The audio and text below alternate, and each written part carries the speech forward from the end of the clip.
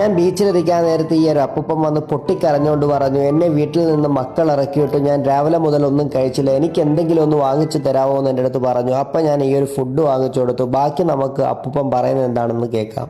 അതെ, ഞാൻ 11 കൊല്ലം ദുബൈയിൽ നിന്ന് 8 കൊല്ലം മസ്കറ്റിൽ നിന്ന് അവിടെ നിന്നുകൊണ്ട് ഞാൻ മേടിച്ചതല്ല എൻ്റെ ഭാര്യയുടെ വില.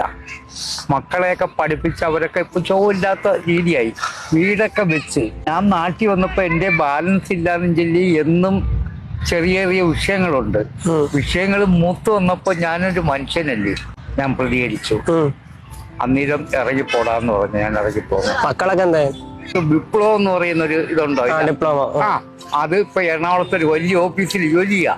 അനന്തു ആർ ദേവ്. മോള് ഇന്ത്യൻ ഓഫീസർ ബാങ്കിൽ, മരുമോൻ ചാത്തന്നേരത്തിന്റെ ഓഫീസിൽ. പിന്നെ മോന് വേണ്ടി ഒരു 5 സെന്റ് സ്ഥലവും ഒരു വീടും ഒക്കെ ഭാര്യയുടെ കാലശേഷം അവനാ പള്ളിമുക്കി മോക്ക് മേടിച്ച്.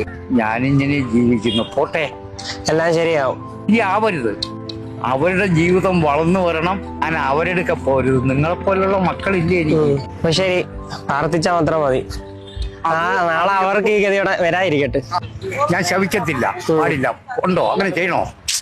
ഒരിക്കലും ഇല്ല. പോട്ടെ, ശരി, ഓക്കെ. എപ്പോഴെങ്കിലും കാണാം. ഇനി നമുക്ക് എന്തെങ്കിലും മീറ്റ് ചെയ്യാം.